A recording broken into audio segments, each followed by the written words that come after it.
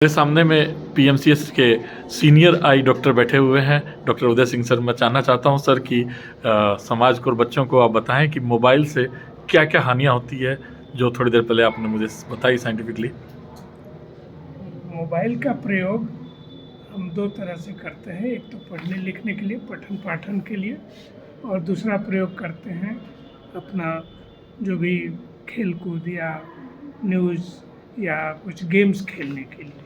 तो हम उसका उपयोग उतना ही करें जितनी हमारी ज़रूरत है, यानी पठन पाठन के लिए आवश्यक है।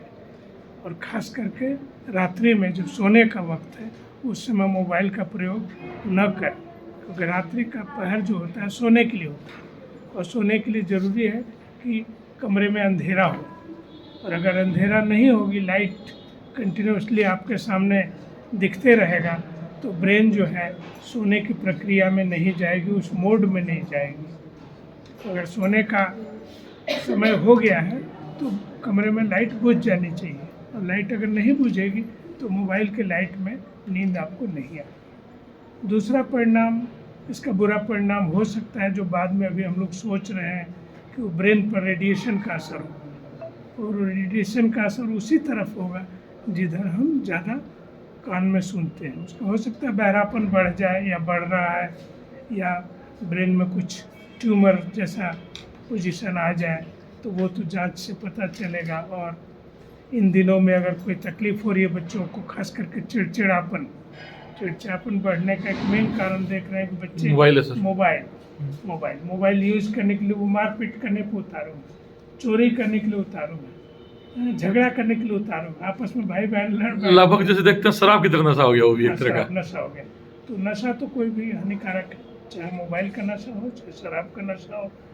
जो इससे अच्छा है कि टहलने का नशा पाल लीजिए, इससे अच्छा है कि सुबह सुबह। सर जो पेलेनियल वाला विषय बोल रहे थे वो थोड़ा सा जो पीनियल वाला जो बोल रहे थे विषय, वो समाज के बीच में लाइए, बताइए सर थोड़ा सा।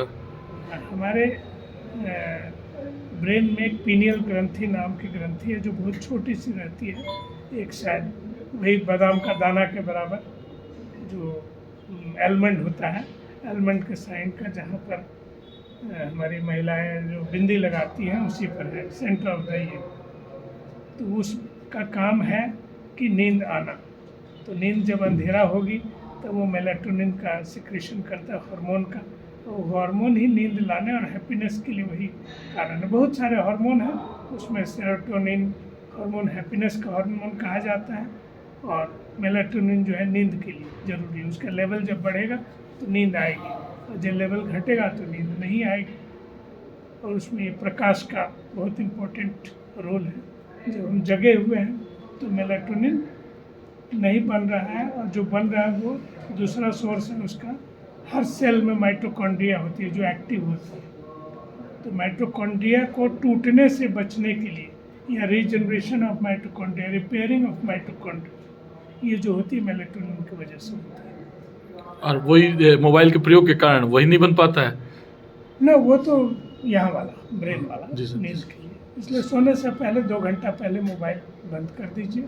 और यहाँ तक अब कुछ लोग कह रहे हैं, जो लोग ज़्यादा इसका प्रयोग से परिचित हैं, वैज्ञानिक लोग, कि चार्ज्ड मोबाइल 1 मीटर दूर के बाहर रखना चाहिए।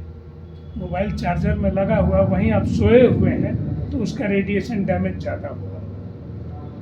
इसलिए चार्ज में लगा के तकिया के बगल में रखे हुए वो हानिकारक, ऐसा सोचा जा रहा है। तो जो भी हम सोच रहे हैं, अगर संदेह भी कर रहे हैं, तो उससे दूर रहना ही बेहतर है। वो बीमारी हो जाए, उसके बाद उसका इलाज कुछ नहीं। जी सर। और रेडिएशन से अगर ट्यूमर हो जाता है ब्रेन में, तो फिर क्या करेंगे? फिर रेडिएशन से ट्यूमर को मारेंगे, ये ना सोचें। जी सर। एक तरफ रेडिएशन हम दे रहे हैं अनजाने में या जानबूझ के, या एक रेडिएशन से ट्यूमर बना रहे हैं, फिर दूसरे रेडिएशन से ट्यूमर को गला रहे हैं। ये तो रेडिएशन का खेल हो गया एक। जी सर। ठीक है, उसमें ले जाएंगे। ठीक है, आज के लिए इतना ही। Thank you.